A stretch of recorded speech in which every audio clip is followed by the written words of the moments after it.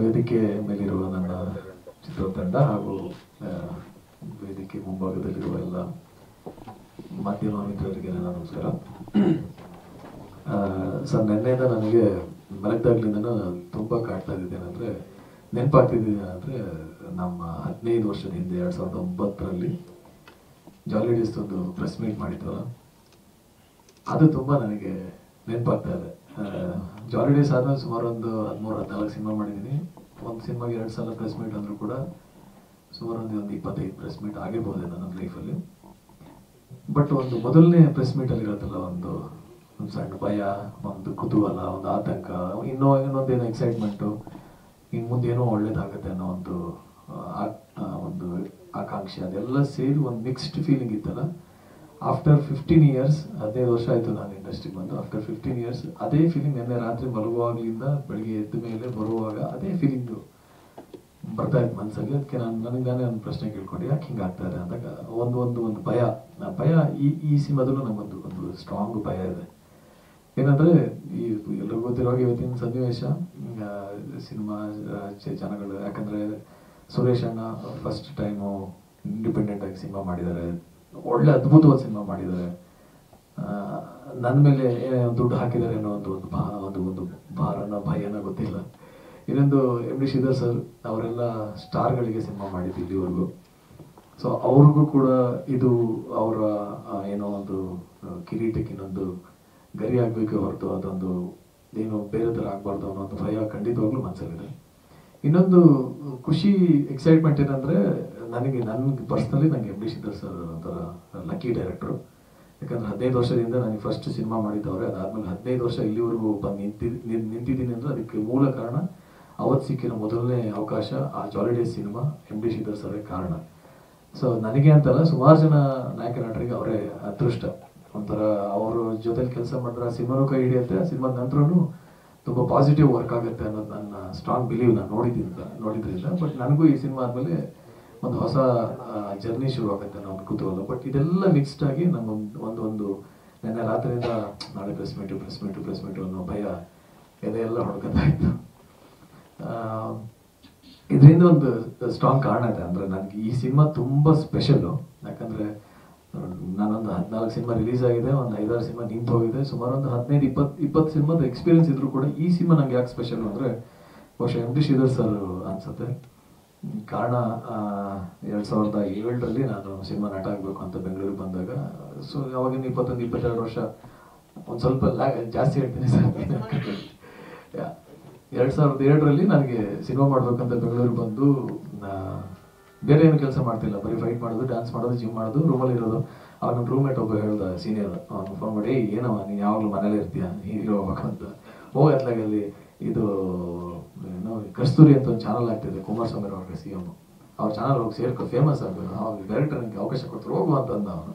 ನನಗೂ ಸರಿ ಇದೆಯಲ್ಲ ಅಂತ ಸೀದಾ ಕಸ್ತೂರಿಗೆ ಹೋಗಿ ಕೇಳಿದೆ, ಹಿಂಗೆ ನನಗೇನಾದ್ರು ಆಪರ್ಚುನಿಟಿ ಇರುತ್ತೆ ಕೊಡಿ ಅಂತ. ಅವಾಗ ಅವ್ರು ಹೇಳಿದ್ರು, ಒಂದು ಕೆಲಸ ಮಾಡು, ಈ ಶುಕ್ರವಾರ ಸಿನಿಮಾ ರಿಲೀಸ್ ಆದಾಗ ಅಲ್ಲಿ ಹೋಗ್ಬಿಟ್ಟು ಡೈರೆಕ್ಟರ್ನ ಹೀರೋಯಿನ್ನ ಮಾತಾಡ್ಸೋದು, ಅದು ಇಂಟರ್ವ್ಯೂ ಮಾಡೋದು. ನನಗೆ ಖುಷಿ ಆಗ್ಬಿಡ್ತು, ಡೈರೆಕ್ಟರ್ ಹೀರೋಯಿನ್ ಅಂದರೆ ಅವ್ರ ಪರಿಚಯ ಮಾಡ್ಕೊಂಡ್ಬಿಟ್ಟು ನನಗೆ ಸಿನಿಮಾ ಅವಕಾಶ ಸಿಗುತ್ತೆ ಅಂತ. ಮಾಡಿದ್ದು ಒಂದೇ ದಿನ, ಒಂದೇ ಎಪಿಸೋಡ್ ಮುಗೀತು ಅಲ್ಲಿಗೆ. ಅವ್ರ ಜೊತೆ ಕಸ್ತೂರಿ ಒಂದು ಚಾನಲ್ ಕುದುರೆ ಗಾಡಿ ಮೇಲೆ ಹೋಗಿ ಸಾಗರ್ ಥಿಯೇಟರ್ ನಿಲ್ಲಿಸಿದ್ವಿ. ಕೃಷ್ಣ ಸಿನಿಮಾ ರಿಲೀಸ್ ಆಗಿತ್ತು ಸರ್. ಕೃಷ್ಣ ಸಿನಿಮಾ ಒಳಗಡೆ ಬಂದರೆ ನೀವಿದ್ರಿ, ರಮೇಶ್ ಅವರಿದ್ದರು, ಇವರು ಶರ್ಮಳ ಮಾಡಿದ್ರು, ನಿಮ್ಮನ್ನೆಲ್ಲ ಮಾತಾಡಿಸ್ಬಿಟ್ಟು ಅವತ್ತು ನನಗೆ ಈ ಡೈರೆಕ್ಟರ್ ಜೊತೆ ನಾನು ಕೆಲಸ ಮಾಡಬೇಕಲ್ಲ ಅಂತ ಆಸೆ ಹುಟ್ಟಿದ್ದು. ನಾನು ನೋಡಿರೋ ಮೊದಲನೇ ಡೈರೆಕ್ಟ್ರು, ನಾನು ನೋಡಿರೋ ಮೊದಲನೇ ಒಂದು ಸಿನಿಮಾ ರಿಲೀಸು, ಅದೆಲ್ಲ ಅಲ್ಲಿಂದ ಶುರುವಾಗಿದ್ದು. ನಾನು ಮೊದಲನೇ ಸಿನಿಮಾಗೂ ನೀವೇ ಡೈರೆಕ್ಷನ್ ಮಾಡಿದ್ರಿ. ಅದಾದಮೇಲೆ ನಿಮ್ಮ ಜರ್ನಿ ನೋಡ್ತಾ ಇದ್ದೆ, ನಿಮ್ಮ ಸಿನಿಮಾಗಳು ಪೊಸಿಷನ್ ಆಗ್ತಿದ್ದ ರೀತಿ, ಅದು ಸಿನಿಮಾ ಕಟ್ಕೊಟ್ಟಿದ್ದ ರೀತಿ, ಅದಕ್ಕೆ ಪ್ರೇಕ್ಷಕರು ವರ್ಗ ಬರ್ತಿದ್ದ ರೀತಿ, ಅದು ಗೆಲ್ತಿದ್ದ ರೀತಿ, ಹಣ ಮಾಡ್ತಿದ್ದ ರೀತಿ, ಒಂದು ಆಸೆ ಸ್ಟ್ರಾಂಗ್ ಒಳಗಡೆ ಇತ್ತು.